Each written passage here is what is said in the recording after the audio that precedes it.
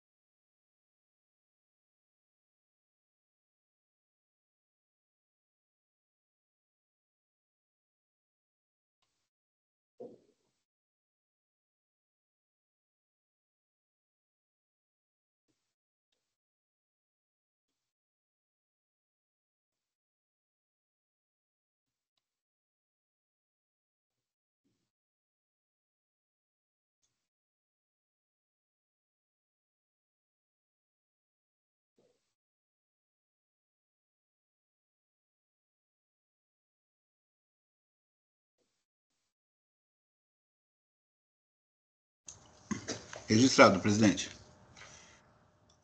Ok, então pode passar a leitura. Bom dia a todos.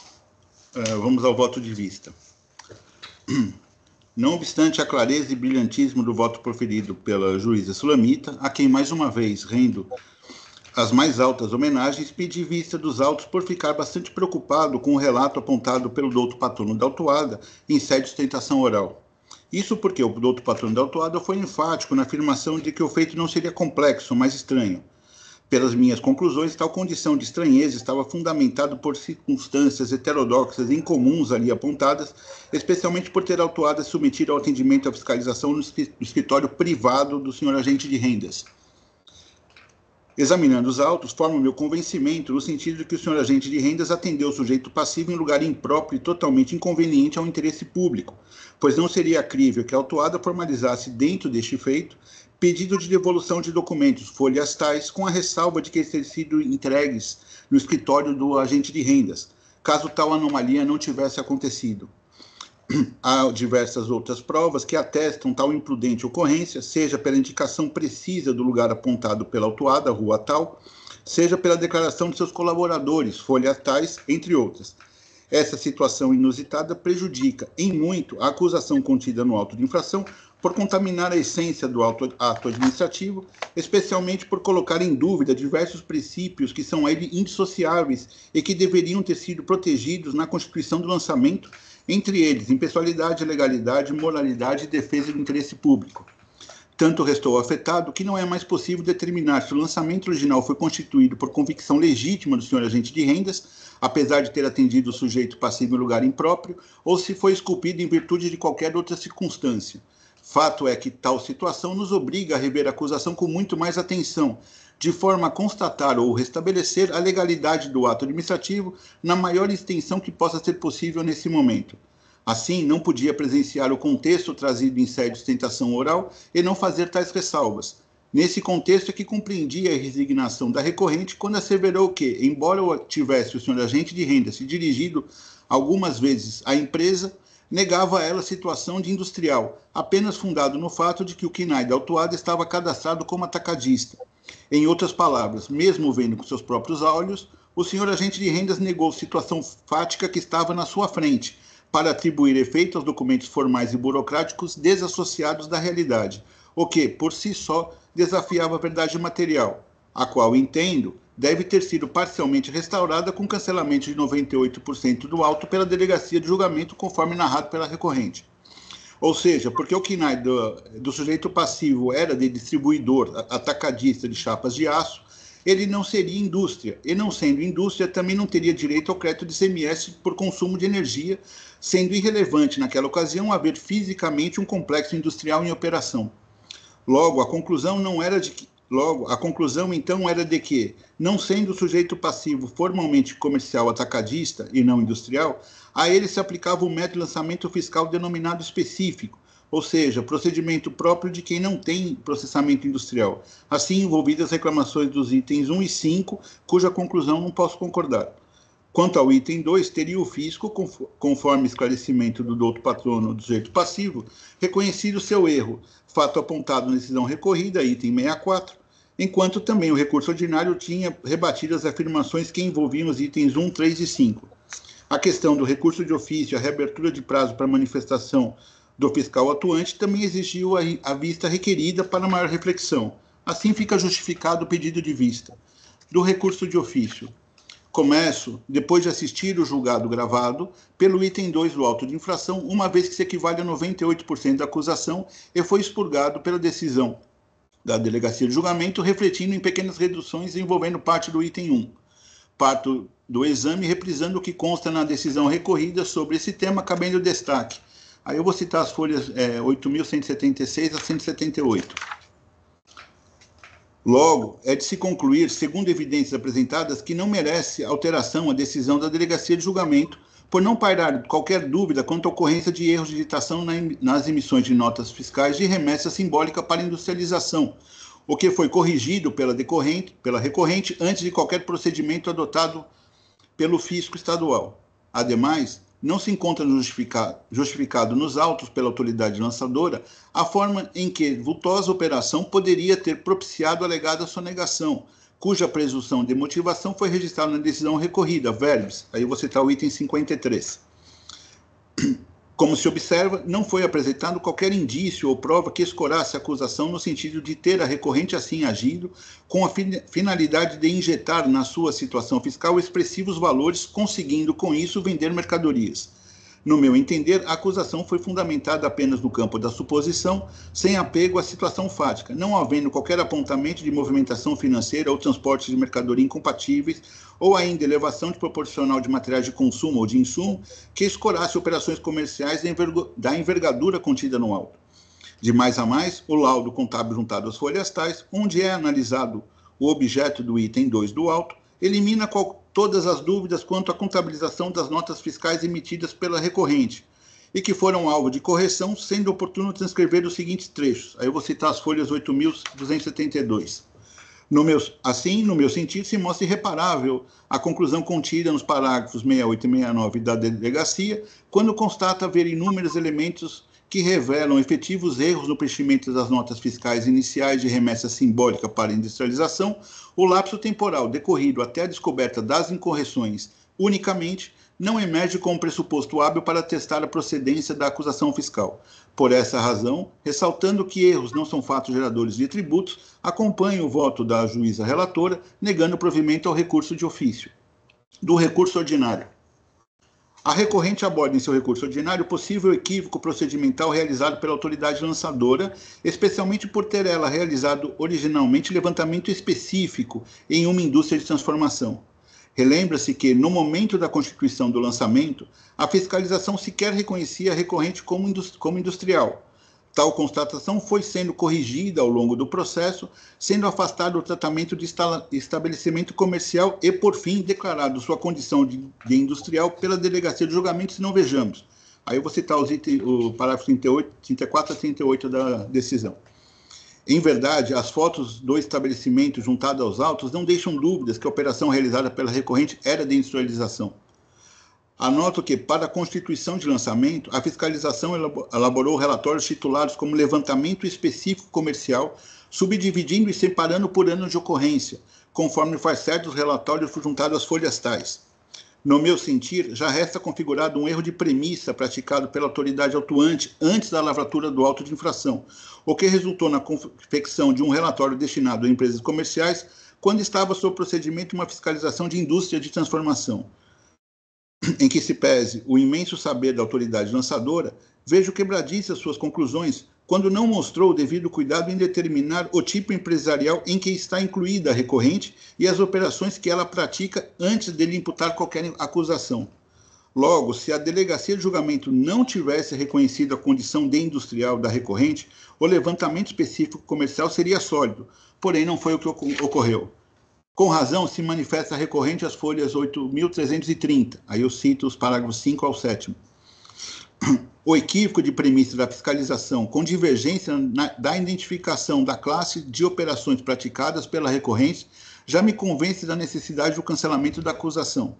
Não obstante isso, a delegacia aceitou o método específico de levantamento comercial para a reclamação dos itens 1, 2 e 5, fazendo apenas ressalva quanto ao produto tal, cujas saídas totalizaram 162 mil quilos, conforme informado as folhas tais, havendo mero erro de digitação no demonstrativo fiscal de folhas tais.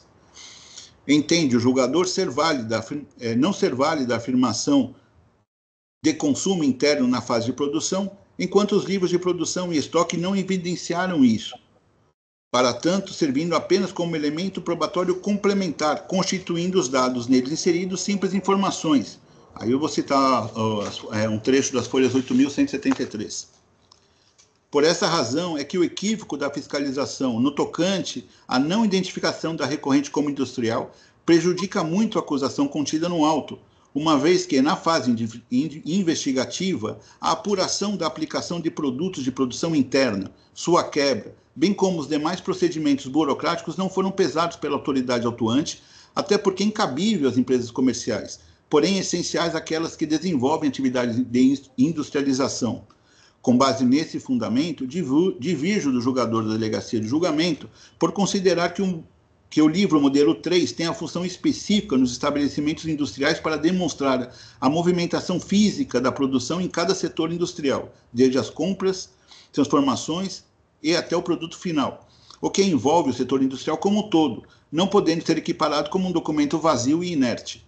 Tanto que estabelece o inciso 5 do artigo 203 do regulamento, estabelece: como é notório, aí eu cito o artigo, como é notório, tal livro de uso interno do estabelecimento tem por objetivo registrar as informações de entrada, saída e de produção, bem como refletir as quantidades de estoque de mercadorias. Tamanha sua relevância que as informações ali contidas são destinadas a impedir práticas ilegais, tais como emissões de notas espelhadas, calçadas, dubladas ou superfaturadas. Ou seja, não pode-se dar ao livro a reduzida eficácia considerada pela Delegacia de Julgamento. No meu sentir, o julgador assim entendeu como forma de justificar os trabalhos iniciais realizados pela autoridade lançadora quando considerou a recorrente como atacadista comercial. Logo, não pode tal equívoco de premissa ou qualquer outra circunstância que não seja embasada na discrepância de seu conteúdo fundamentar uma redução probatória do livro modelo 3. Então, esse menor valor atribuído pelo julgador tributário e relevância do livro e seu conteúdo não pode ser aceito, até porque, em outros casos, esse é o elemento que sustenta as acusações em favor do fisco estadual. Constato que o livro modelo 3, que julgo essencial à confecção do lançamento, nunca foi sequer requerido da recorrente, conforme pode ser identificado na identificação de folhas 15 do feito, o que reforça o entendimento que lhe era negada sua condição de indústria.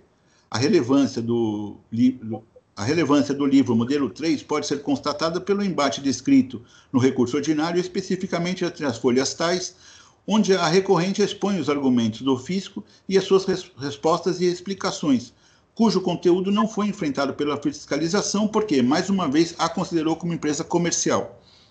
No mesmo sentido, segue o laudo de auditoria periódica folhas tais, que atesta a atividade exercida pela recorrente, onde é possível extrair informações com relato ao seu sistema de produção e registro, conforme controles de produção e estoque. Entendo, pedido vênia aos que discordam, que a não consideração da qualidade industrial da recorrente, principalmente durante os atos administrativos que precederam a lavratura do auto de infração, somado às demais provas e efeitos contidos no auto, inclusive relembrando que o levantamento inicial se baseou na métrica de quilos, envolvendo toneladas de bobina de aço, comprometem a liquidez e certeza do crédito tributário. Nesta senda, torna o lançamento ilíquido, sem precisão, contrariando não só o exigido pelo artigo 142 do CTN, mas o próprio princípio da legalidade, mesmo porque, ainda que afirmado posteriormente a qualidade industrial da recorrente, se mantém a autoridade lançadora fiel ao seu entendimento de que o KNAI errado impedia essa realidade.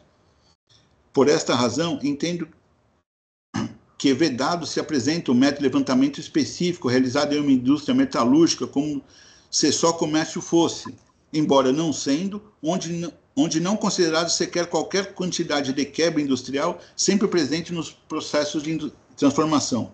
Também por isso, industrialização ilegítima a glosa do crédito de energia tomado no atacado e consumido na operação industrial. No caso, o reconhecimento da condição industrial inverte o ônus da prova, que, embora deva ser sempre de quem acusa, porém, no direito tributário, tem um abrandamento em vala larga do interesse público em detrimento do particular. Independente disso, não se pode ignorar os laudos de folhas tais de onde se extrai. Aí eu faço o quadro dos laudos, que tem uma variação de 88,79 para 85,62 do consumo industrial. A decisão da delegacia considerou não haver laudo técnico válido para respaldar o lançamento do mês de julho de 2014, cuja data de entrada é 26/7/14, no valor de R$ 1.300. Para todos os demais meses contidos no auto, o laudo foi coisado como bom e valioso. Mesmo reconhecendo que o ato de acreditamento é formal, cabendo ao sujeito passivo produzir as provas, entendo que elas foram constituídas para os meses de setembro de 2013 até junho de 2016, exceto para o mês de junho de 2014, o que já aponta pela legitimidade do crédito. Isso porque os laudos foram elaborados pela mesma empresa e firmados pelo mesmo engenheiro responsável, não havendo discrepância entre o ICMS escriturado, quando pesado o mês anterior, variação de R$ 1.400 para maio e R$ 1.300 para junho. Da mesma forma, não há divergência significativa no percentual utilizado no processo industrial, 88,79 para maio e 87 para julho, ou seja, uma variação de 0,94%.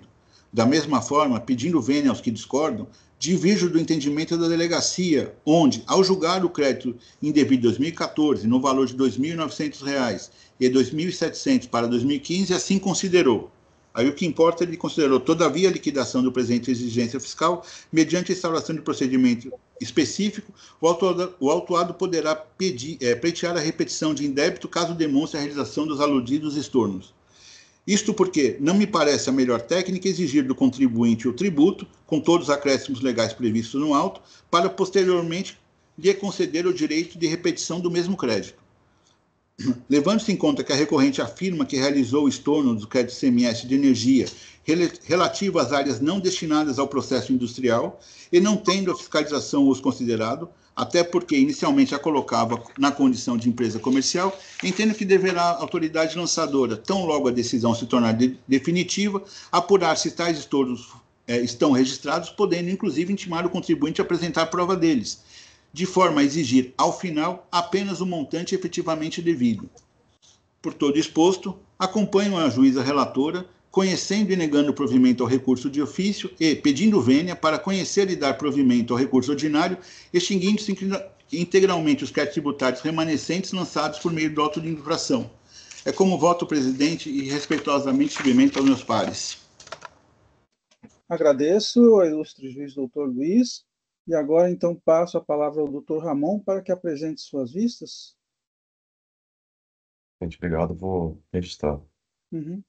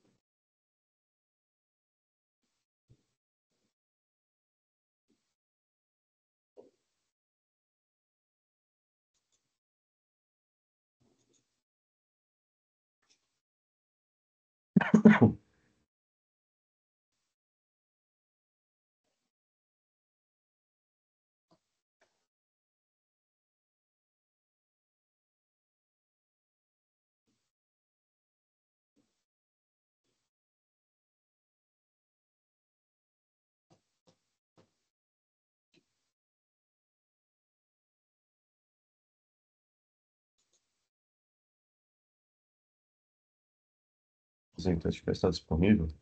Eu passo a leitura. Após a análise do voto do eminente relator, a quem rendo minhas homenagens, entendo que não merece acréscimos ou reparos, motivo pela qual acompanho. Nada obstante, despeito do pormenorizado preâmbulo do voto do eminente juiz Dr. Luiz Guimarães Erhard, quanto ao procedimento de fiscalização, apesar da estranheza do procedimento quanto ao local de atendimento alegado pelo contribuinte, não entendo que haja provas de que tal procedimento tenha maculado o auto de infração, motivo pelo qual, neste ponto, ouso discordar de seu entendimento, reafirmando no mérito meu entendimento, mesmo sentido do voto da eminente relatora.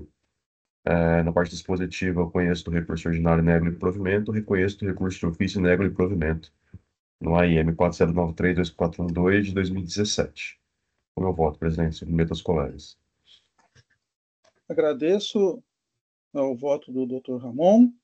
Então, eu coloco o processo em discussão, adiantando que eu também estou de acordo com o doutor Ramon, quando ele diz aqui que, apesar, né, do quanto a estranho, quando o doutor Luiz diz quanto ao procedimento de fiscalização, apesar da estranheza do procedimento, quanto ao local de atendimento alegado pelo contribuinte, não entendo que haja provas de que tal procedimento tenha maculado o auto de infração. Tanto é assim que este auto de infração ele foi submetido ao contraditório em todas as etapas. Então, eu não vejo isso como argumento do doutor Luiz, com a devida vênia. Vou acompanhar aqui o doutor Ramon e a doutora Sulamita. Eu acho que o auto está sendo devidamente julgado e está, então, em discussão. Se há alguma manifestação a mais, porque todo mundo já colocou o seu voto, né? Se não houver, eu vou encerrar os debates.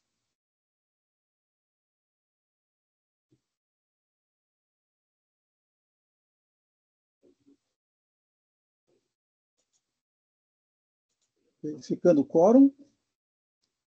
Aqui nem precisa.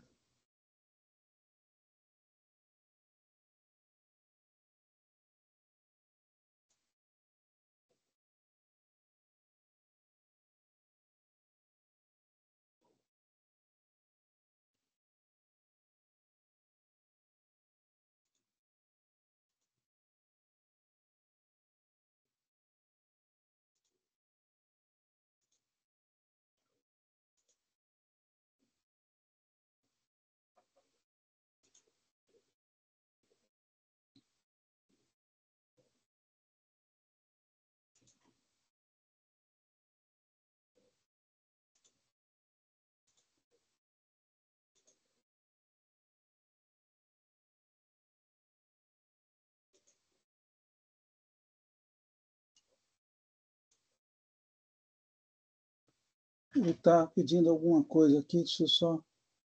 Eu vejo que está. Questão.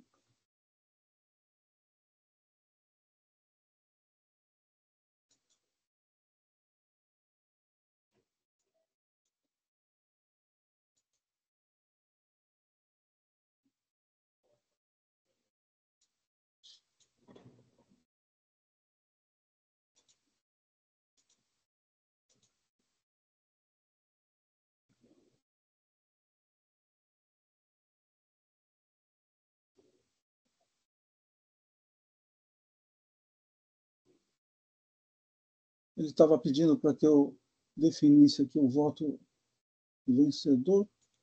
Então, agora, deixa eu ver. Eu já falei. Isso aqui, voto. Tá.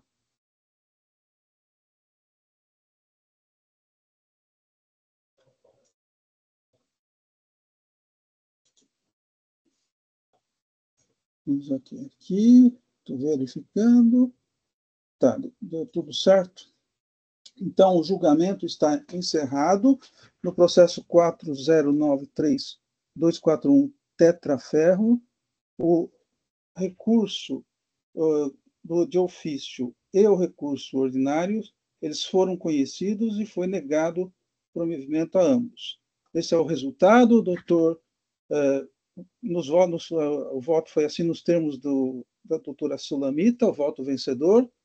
E agradeço aqui a presença do ilustre patrono, doutor Feitosa. Doutor Feitosa, fique à vontade, a casa é sua. O senhor pode ficar até o final da sessão, nos honrando, e se quiser se retirar também, fique à vontade. E fico muito contente de saber que essa é a primeira vez que o senhor vem como juiz, né?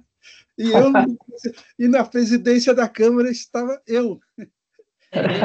Fizemos tantos anos de Câmara Superior e também câmaras julgadoras, câmaras temporárias. Nossa, eu preciso tomar cuidado, porque de repente eu falo agora voto do doutor Feitosa. Vamos com calma. Hoje não, doutor Feitosa. Hoje você não vota. Eu agradeço a atenção de sempre. Você sabe, o meu relacionamento com você sempre foi muito bom, geralmente com todos, né? Embora com altos e baixos, mas a gente sempre superou tudo. Então, eu acho que isso é que torna o tribunal importante. Se nós tivermos um tribunal que seja só homologatório, não existe razão de ser. Por isso que eu digo, o embate, a divergência, a diferença de pontos de vista é que tornam esse tribunal importante. Se for homologatório, eu acho que nós estaríamos fazendo um faz de conta, e você sabe, doutor Marcos, que essa foi minha bandeira durante muitos e muitos anos aí, no dia a dia, tá? E é isso que eu espero ver, justamente, divergências nesse ponto, que é onde o contribuinte espera que a justiça seja feita. Eu agradeço a atenção que vocês me dispensaram, e da próxima vez eu vou fazer outra sustentação nessa Câmara, porque com os outros presidentes eu tenho medo, viu, doutor Marcos? Não, o doutor sabe que a gente sempre procurou defender o interesse público, né? A gente, muitas vezes, naturalmente discordamos, mas o quarto, o interesse público, e quanto a isso, o senhor sabe que o Tite, podemos Sem confiar no dúvida. Tite. Sempre eu tenho muito orgulho de participar do Tite ao longo de todos esses anos, porque eu sei, e aqui é uma amostra, né, o senhor vê que a gente critica os autos, aqui não se homologa. Um dia que se Lógico. homologar, acho que vai ter que melhor fechar o tribunal. Entendo, mas, doutor Marcos, é o seguinte, o interesse público é de todos nós. Uma vez, quando a secretaria fez um congresso aí na América, aí na Barra Funda, aí na América Latina. Memorial da América. Hã? Memorial da América Latina. Não sei se você estava presente no memorial. Aí o Moura Campos me escalou para falar do Código do Contribuinte perante os 2.000 fiscais do Estado. Eu falei, como o Moura gosta muito de mim, né? Então ele me mandou falar para 2.000 fiscais e defender o Código do Contribuinte. E o que eu disse naquele momento, que a plateia era hostil, porque chamavam o código de Código do Sonegador, né?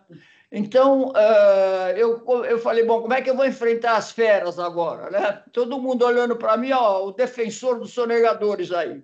Eu disse o seguinte, senhores, meus amigos, alguém aqui não é contribuinte de imposto? O silêncio foi total. Que os 2.000 fiscais que estavam ali na frente, todos nós somos contribuintes de impostos, né? Todos nós sabemos o que é isso.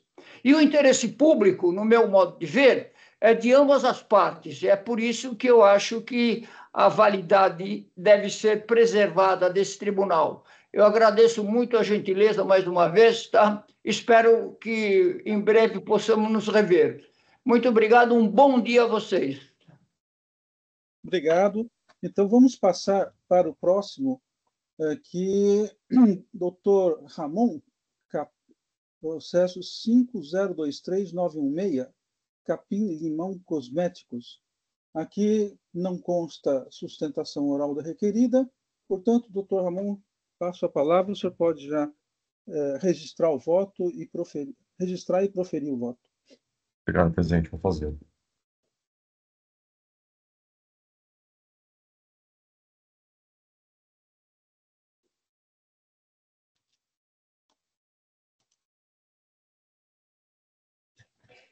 Marco, acho que não está aberto ainda para eu fazer a edição. Opa, desculpa, tinha que iniciar debates.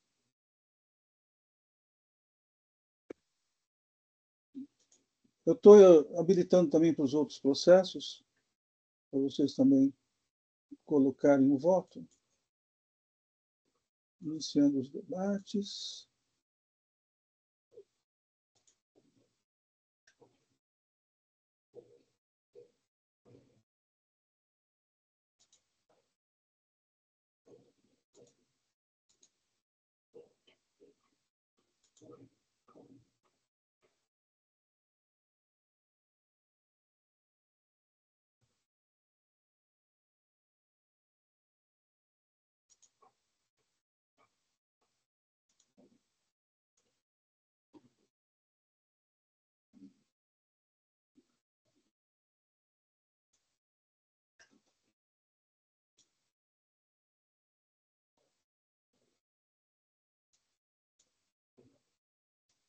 Gente, acho que está disponível.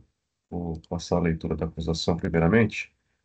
É um auto de infração consistente em uma única acusação, referente à falta de escrituração de entradas de mercadorias apuradas por levantamento fiscal no período de 2018 a 2022, em que se apurou o imposto a pagar no valor de R$ 1.062.557, aplicando-se, inclusive, a solidariedade. Basicamente, a fiscalização fez um levantamento referente às saídas do período e constatou uma diferença de R$ 5 milhões aproximadamente entre as entradas de mercadorias e as saídas de mercadorias. Eu passo a leitura do voto, então, no item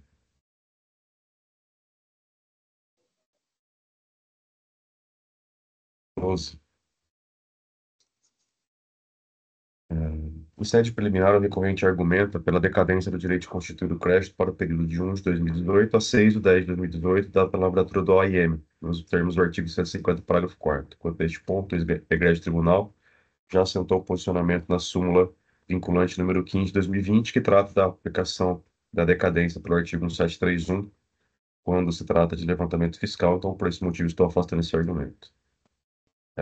Quanto à alegação de erro, né, da acusação, a leitura do relato da infração constante no AIM permite compreender com exatidão a infração cometida, o motivo da prática do ilícito e as consequências deste ato, assim constata-se o cumprimento dos pressupostos constantes no artigo 142 do CTN. Quanto ao alegado vício na acusação, observe que a leitura do relato da infração constante do AIM, bem como o relato circunstanciado, a capitulação da conduta da infringência, permitem compreender com exatidão a infração cometida, o motivo da prática do ilícito e a consequência desse ato. Constata-se, portanto, cumprimento dos pressupostos do artigo 142. Que faço um breve preâmbulo doutrinário sobre a questão da acusação. Passo ao item 25, questão do probatório. De plano, observe que o recorrente não nega a falta de escrituração de operações de entradas de mercadorias, o que torna tal fato incontroverso presente a IEM. Ademais, a despeito de alegar vício no levantamento fiscal por não ter considerado estoques eventualmente existentes, não apresentou provas em sede defensiva ou recursal que suportem suas alegações. Argumento que, com sua exclusão do Simples Nacional, as mercadorias não registradas estariam abrangidas pela substituição tributária, sem demonstrar quais seriam tais mercadorias. Neste ponto, eu entendo que não lhe assiste razão, ao passo que a ausência de documentos fiscais que suportem a origem das mercadorias não permite a apuração sequer da natureza de tais mercadorias, nem tampouco a origem, valores, classificação ou quaisquer outras informações imprescindíveis à apuração do imposto supostamente recolhido em momento anterior da cadeia. Ademais, ainda neste ponto, não vislumbro neste AIM qualquer prova de que a fiscalização estadual tenha excluído o recorrente do Simples Nacional, conforme reiteradamente alegado. Continua o recorrente argumentando que, com sua exclusão do Simples Nacional, teria direito ao crédito do ICMS das operações anteriores. Não fica claro se o pleito do contribuinte se refere às operações não registradas ou àquelas registradas em sua escrita.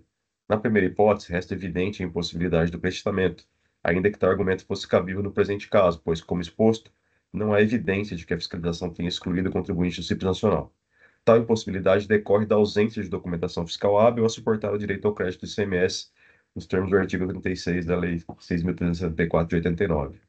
Na segunda hipótese, não cabe ao auditor, na imposição de lançamento de ofício, o levantamento de eventuais créditos do ICMS a serem compensados com os débitos lançados. E aqui eu trago entendimento já apresentado por diversas oportunidades quanto à impossibilidade do órgão de julgamento tratar dessa matéria e com relação ao ponto em que eu adiro ao posicionamento do STJ sobre a desnecessidade do fisco fazer esse encontro de contas. Então, passo à questão da confiscatoriedade da multa.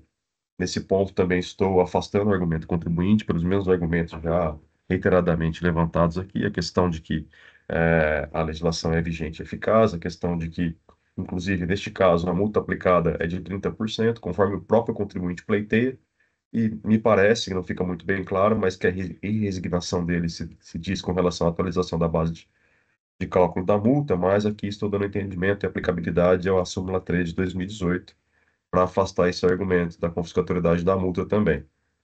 Na parte dispositiva, então, presidente e demais colegas, à vista do exposto, eu conheço do recurso ordinário e nego-lhe provimento, mantendo a decisão recorrida no IM 50239168, de 6 de 10 de 2023. É com meu voto e submeto aos colegas.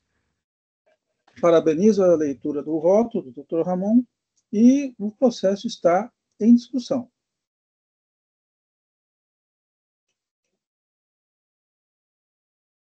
Bom, entendo que posso encerrar os debates. Doutora Sulamita, então, verificando o quórum.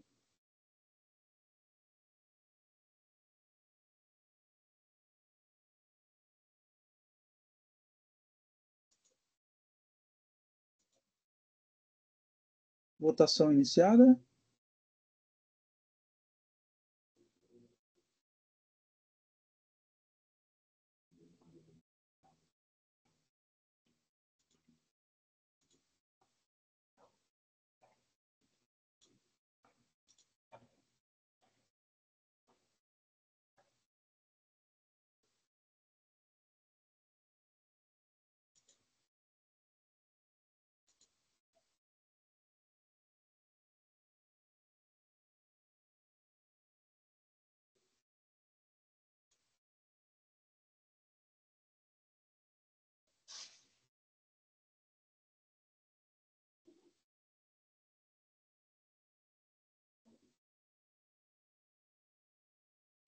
Então, aqui para o processo 5023-916, Capim Limão Cosméticos, Limitada, o recurso ordinário foi conhecido e negado provimento nos termos do voto do ilustre relator, Dr. Ramon, votação unânime. O próximo processo agora, voltamos para a doutora Sulamita, processo 5023-931, Dias e Lopes Embalagens, Eireli. Ele aqui não consta sustentação oral, então, doutora Sulamita, a palavra é sua.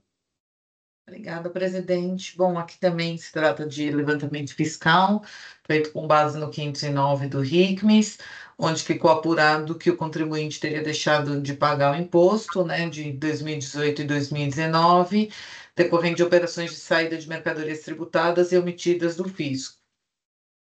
O contribuinte, nas alegações no recurso ordinário, não trouxe nenhum tipo de documento, nem tentou infirmar ali o levantamento fiscal, apenas dizendo que foi mera presunção de que teria sido confiscatória, que a base de cálculo apurada também teria efeitos confiscatórios, enfim, trouxe só argumento genérico sem tentar infirmar nenhum dos documentos que instruem aí o auto de infração. Então, esse é um breve resumo, né, e do relato, e eu passo ao voto. O recurso ordinário preenche as condições legais de admissibilidade, por isso dele conheço. Conforme relatado a Lures, o auto de infração em referência foi lavrado sobre a acusação de que a recorrente deixou de pagar ICMS no período de 2018 a 2019, decorrente de operações de saída de mercadorias tributadas e omitidas do fisco, apurada por meio de levantamento fiscal realizado com fundamento no artigo 509 do RICMES. Ou seja, a infração descrita no presente aí trata de diferenças apuradas de saídas apuradas por meio de levantamento fiscal, considerando as entradas de mercadorias no estabelecimento do autuado, resultando em falta de pagamento do imposto. O AIM foi devidamente instruído pelos documentos, as folhas 7 a 746, por meio dos quais o fisco constatou inconsistências dos dados trazidos pela empresa. Conforme o relatório circunstanciado que acompanhou o auto de infração, as folhas 9 a 12, durante 3 anos o IVA da recorrente foi negativo e nos 2 anos seguintes foi próximo de zero, o que caracteriza a omissão de receitas.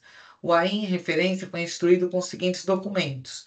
Aí eu coloco todos os documentos no AIM, mencionando o número de folhas.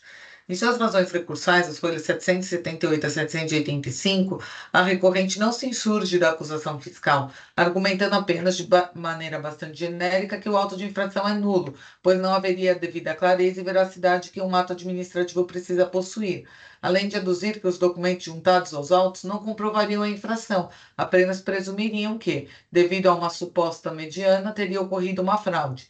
Entretanto, não deve prosperar a argumentação da recorrente, posto que o AIM, em referência, foi lavrado em estrita observância ao artigo 142 do CTN. E aí eu transcrevo o artigo. Do presente lançamento, verifica-se a ocorrência do fato gerador do imposto devido, operações de saída de mercadorias tributadas, a determinação da matéria tributável, circulação de mercadoria, o montante devido e a identificação do sujeito passivo, e a aplicação da penalidade cabível. Ademais, ressalta-se que o presente AIM atende aos requisitos formais exigidos pelo artigo 34 da Lei 13.457 de 2009, encontrando-se devidamente instruído com os documentos comprobatórios das infrações, nos termos do parágrafo 1º do referido dispositivo. Vejamos. Aí eu transcrevo o artigo também.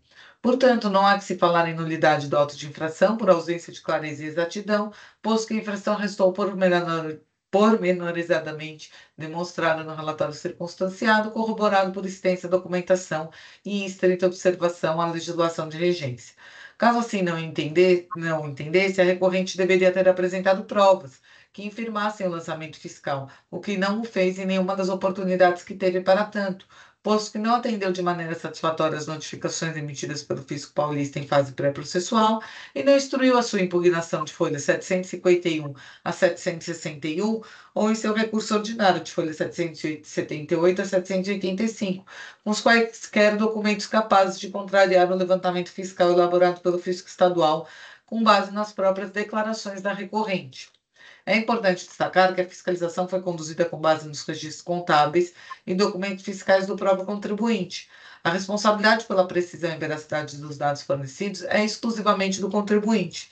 Caso haja qualquer discrepâncias nos valores declarados, é dever do contribuinte corrigir a irregularidade e informar ao fisco antes do início de fiscalização, a fim de manter a espontaneidade e evitar penalidades.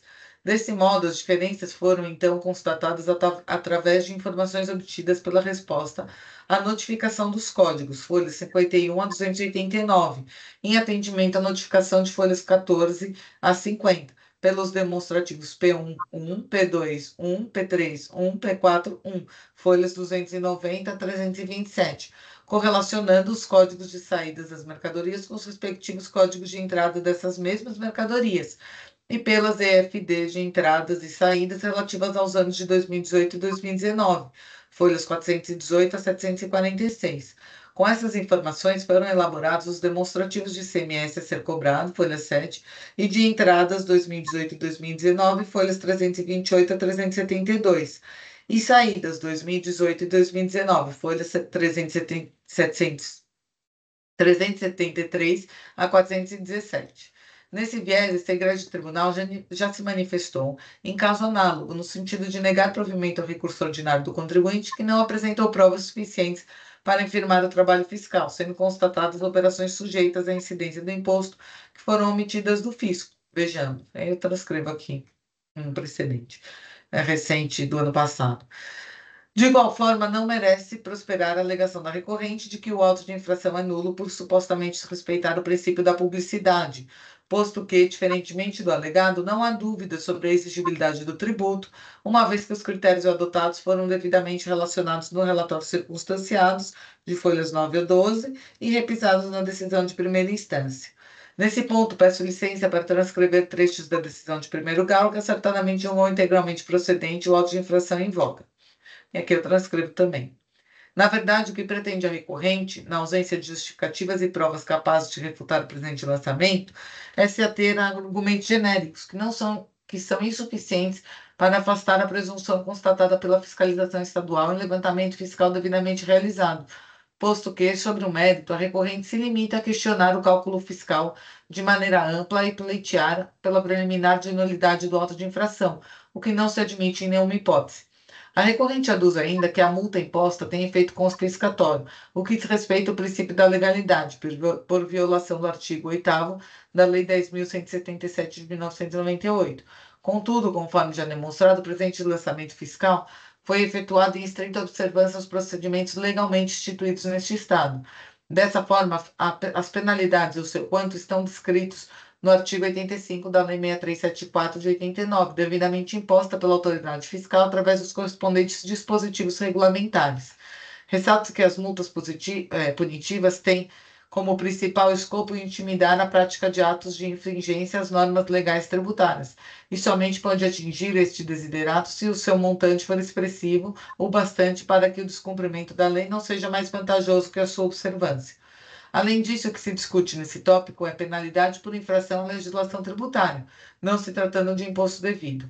Portanto, os princípios da vedação ao confisco e da capacidade contributiva não se aplicam nesse contexto, pois o contribuinte poderia evitar a penalidade simplesmente cumprindo a legislação tributária.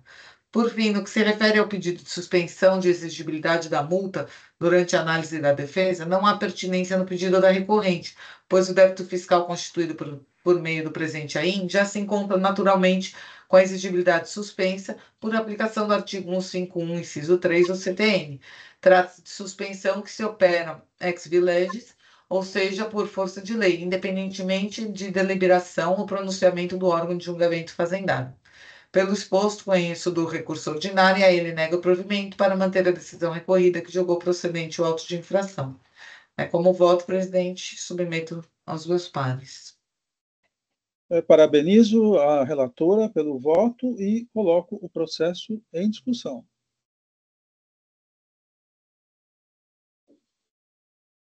Presidente, apenas para parabenizar a doutora Sulamita, eu vou acompanhá-lo. Uhum. Não havendo mais... Também vou acompanhar. Acompanhar, então vou encerrar os debates.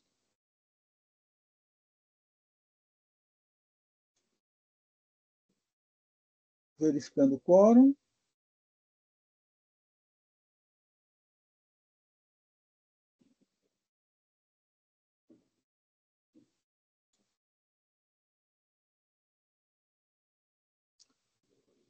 Votação iniciada.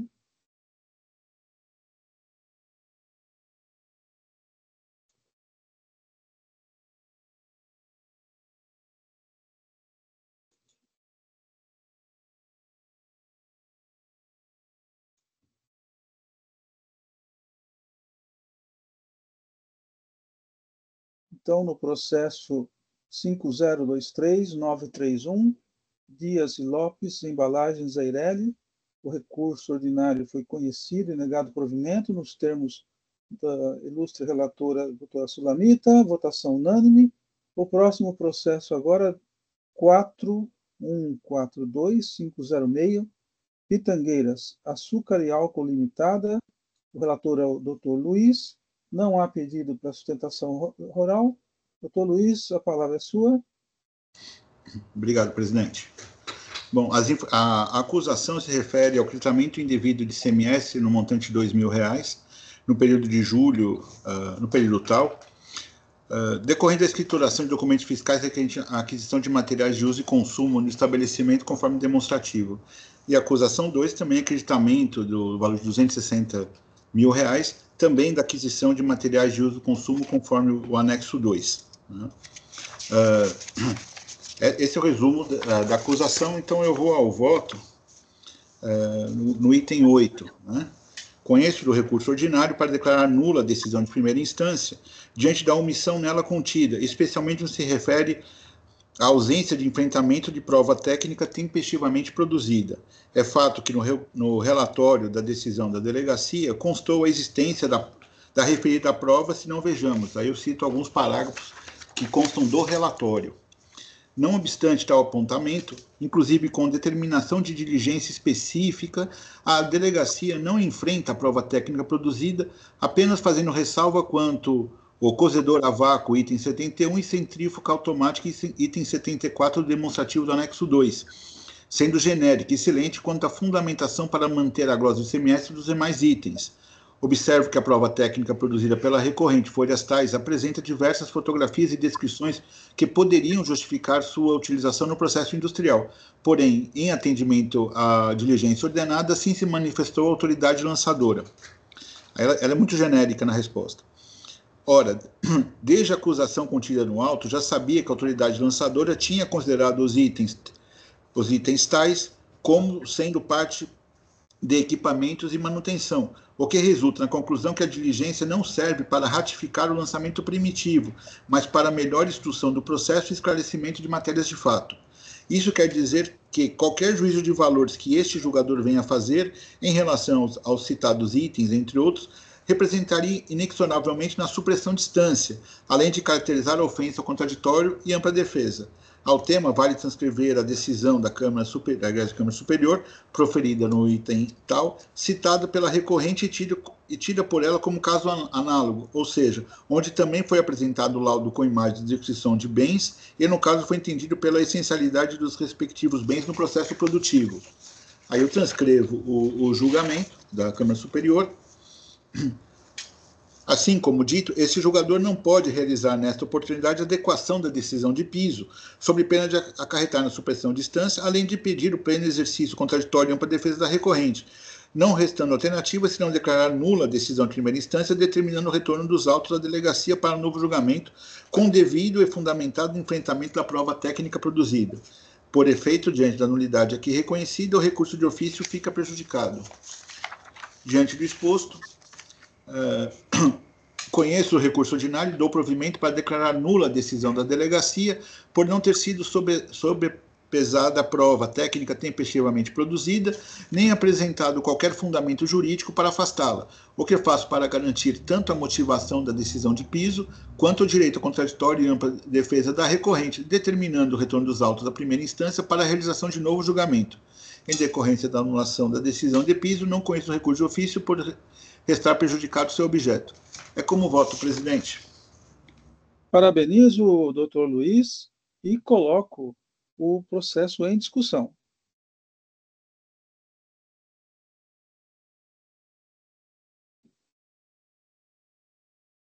Gente, vou mais uma vez parabenizar o doutor Luiz e vou acompanhá-lo. Mais alguma manifestação?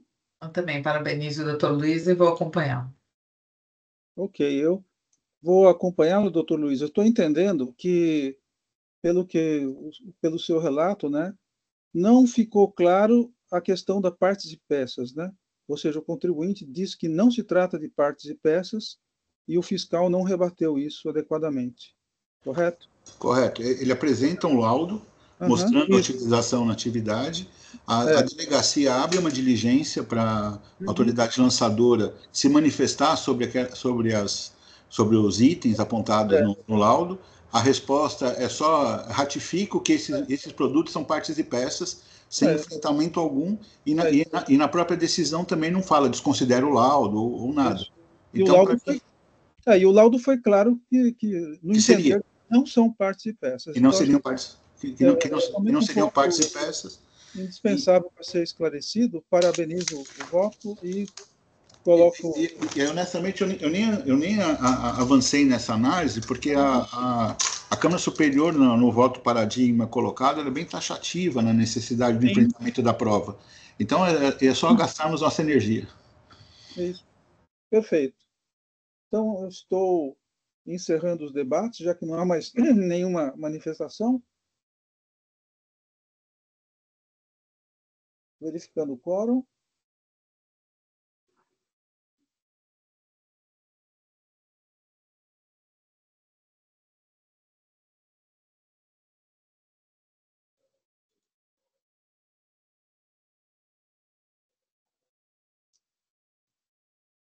Votação iniciada.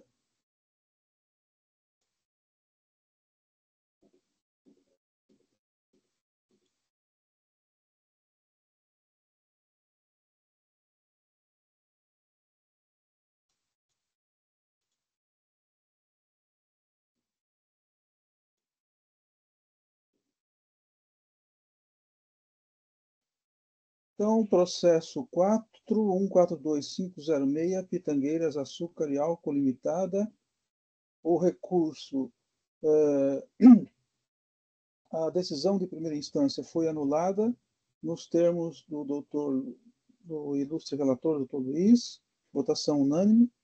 Passamos agora, então, para o último processo do dia, 4133844, Verde Vale Comércio Agropecuário e Representação Limitada. Aqui também não há sustentação oral. Eu passo, então, a leitura do voto, que ele é simples, porque trata-se de várias acusações, na realidade, né? Mas acontece que verifico as folhas tais, a partir do voto 11, do item 11, verifico as folhas tais, petição juntada pelo contribuinte declarando renunciar do direito de litigar no processo administrativo tributário e desistir de qualquer litígio de débito fiscal exigido por meio do presente AIM. E verifico também as folhas tais, folha de informação de parcelamento do presente AIM, juntada pela Diretoria de Arrecadação, Cobrança e Recuperação de Dívida. Então, por todo o exposto, eu não conheço do recurso ordinário interposto pelo contribuinte pelo motivo de haver perda de objeto. É o voto que respeitosamente apresento aos meus pares e coloco o processo em discussão. Esse foi difícil. Não havendo manifestações, eu estou encerrando os debates, verificando o quórum e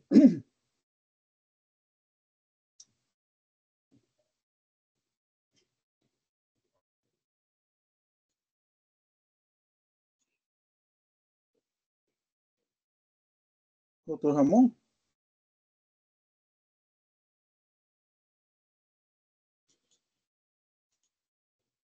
votação iniciada.